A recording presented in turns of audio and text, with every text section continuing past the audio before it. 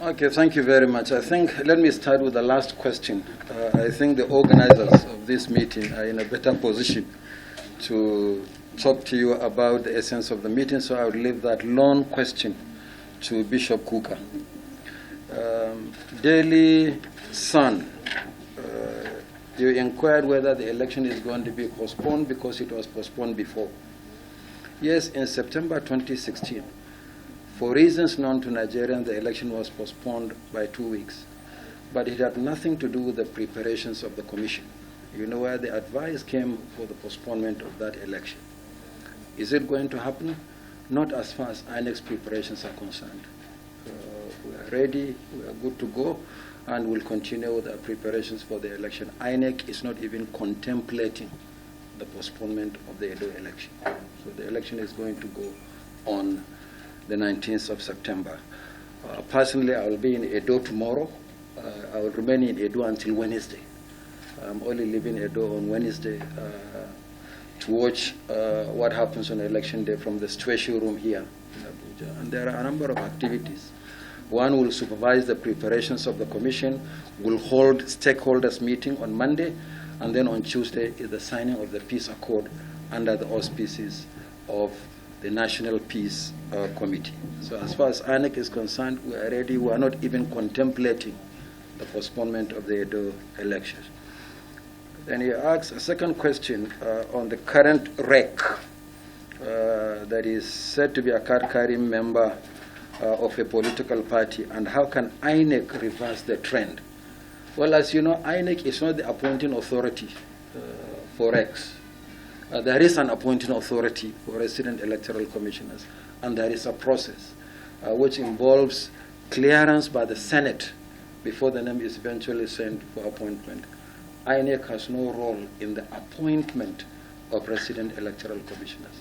So if you are talking about what to do going forward, maybe we need a reform on the procedure for the appointment of officials of the commission.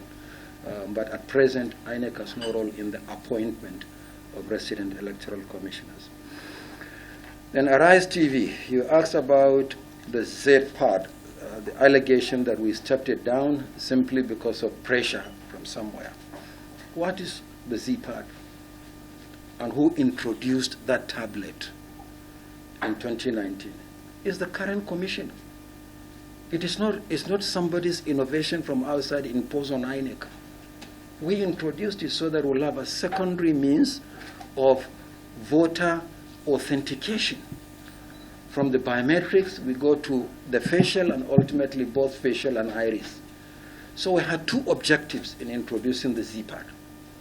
One is to serve as a secondary means of voter authentication, and secondly, to upload results of election from the polling units. Like every new technology, you just don't introduce it in a big election. You do a pilot. Remember, one of the things that the media complained about then was that we should have done a pilot with the card reader before deployment. So we decided to do a pilot in the Nasarawa Central State Constituency by-election. How many polling units and voting points? 44 polling units, 36 voting points, only 80. The ZPAD successfully uploaded results of the election to a dedicated portal to allow Nigerians view the results real time as elections were going on. We are satisfied with that aspect of the functionality of the ZPAD. The second aspect was to serve as the secondary source of authentication. There were issues, and you can see, you can read some of the challenges from some of the reports of the election observers in Nasarawa Central. So for that reason, we decided in the middle of that election to step it down and go back to the drawing board. After all, it is work in progress. So IT people looked at it again, proposed solution to the problem, made a presentation to the commission, did a demonstration of the solution to the commission, but the commission is still not too confident that it is robust enough to deploy in a major election involving 2,600 polling units. And this INEC will not take a gamble. We can only deploy any piece of technology by way of innovation where we are satisfied that it is robust enough. So we said that for Edo and Ondo, we will not deploy the Z-pad, but we'll look at the challenges arising from the Nasarawa election, work on the challenges, and deploy in some of the smaller by-elections we are conducting on October the 31st.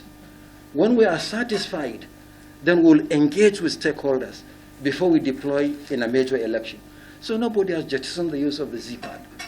Now, the Z-pad will be deployed, the card reader will be deployed for the Edo, Ondo, and all subsequent elections. But the Z-pad for the Ondo and Edo elections will only be confined to the upload of results from the polling units. May I therefore seize this opportunity to appeal to all the political actors in Edo State and Ondo to allow the process to proceed without disruption. Because if the election is disrupted, there will be no polling unit level result to upload, whether we use the Z-pad or any other technology. So please discountenance all the mischief making the rounds that the Commission has dropped its own innovation to improve the credibility of these elections. We'll continue to deploy technology, we'll continue to innovate, and we'll continue to earn the confidence of Nigerians by the way we deploy technology for elections. Finally, Ondo. Yes, we received the sad news last night of a fire incident involving the container housing the smart card readers for the Ondo election. Let me give you a little bit of statistics.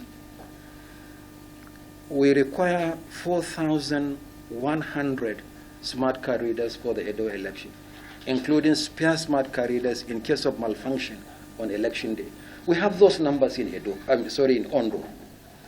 However, we also required 1,000 smart card readers for training so that the ad hoc staff are properly trained using the smart card readers. So we got additional 1,000 smart card readers from our office in Osun State. So we had 5,100 smart card readers good to go for Ondo. But unfortunately, from the reports I'm getting, we have lost all 5,100 smart card readers in that container in Ondo. Will that affect the elections? I'm glad to say that we have recovered from that. The election in Ondo is going to go ahead. We have huge capacity in the neighboring states to get additional smart card readers. And I had a discussion with the REC in Oyo. In Oyo, we have almost 7,000 smart card readers. So getting 5,000 to support Ondo is not an issue at all. This is not a general election, which is holding nationwide. It's an off-season election. So we have recovered in Ondo while investigation continues on the cause of fire in our office in Ondo. The Ondo election will not be affected by what happened yesterday to our smart card readers. The fire incident only affected the container housing the card readers. And it's the same container that has housed the card readers since 2015. It was used in 2015, used in 2016 for the governorship elections, used in 2019. So it's not that we have moved the card readers to an unsafe place. But learning from the experience of what happened in Ondo, we have also taken measures to ensure that there is no a repeat occurrence of this kind of incidents in Edo State. So Ondo election will go ahead. Thank you very much. Code of conduct is simple. We are to be professional to the core. The police officer is to ensure safety of life and property before, during, and after the election. The police officer is there to ensure a level playing ground is given to all and sundry. The electorate should come and without any fear of any intimidation. So we don't take any welfare from any angle. The police is able and ready to accommodate and take care of all that the officers need to perform their duties. And mind you, police officers are Caesar's wife. We are above board. We have to be seen to be above board. And that's what we are practicing right now. So if there is any information that anybody is giving, and police officers are going to be accountable. We are accountable to our actions because the code of conduct is to be signed by each officer who has been given an area of responsibility. So the code of conduct is very explicit that he should be humane, he should be honest, he should be diligent, he should be professional to the core. So that is what I will say that we have taught them, and we know that we are prepared for this election. And we are also asking for members of the public to be ready to see police coming to give that coverage they need for them to come out to vote. They should not be scared. And whoever is ready for disruption, we are equally ready to pick them up. Nobody is going to stand against the success of this election. Last week, some people were arrested. We are already processing them. There will be proper investigation and diligent prosecution in that direction. And as I speak with you, our officers are on ground to ensure that we have a hitch-free, credible, fair, and free, and equally inclusive and safe election this time around. The number of police officers coming will be adequate to address the issue of election in Edo State. We have done it before, and we are going to do it again. Thank you. But the idea behind this meeting was just to encourage the various agencies, especially INEC, and to help inspire confidence. And I think, as you have heard, you've been adequately briefed about the level of preparedness. The rest is for us Nigerians to do the things we do best, which is to pray. And then we also hope that the people of Edo State will enjoy a very peaceful election. The rest will leave into the hands of God. Thank you very much. Yes, the peace accord is going to be signed on the 15th of this month, which is Tuesday next week. And I'm happy to also inform you that His Royal Highness, the Oba of Benin, is going to be not only physically there, just to give you the level of seriousness and commitment that we have towards the process.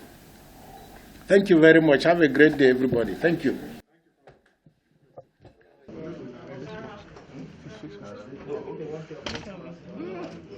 Six months.